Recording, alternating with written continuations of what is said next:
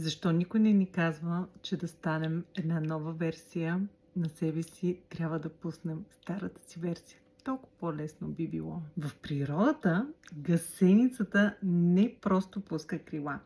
Тя пуска изцяло старата си идентичност и става изцяло ново същество.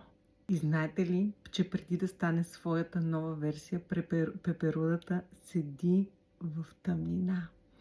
Тя няма никаква представа какво я очаква отвъд, когато разгърне себе си. Новата форма, новото тяло, новата същност.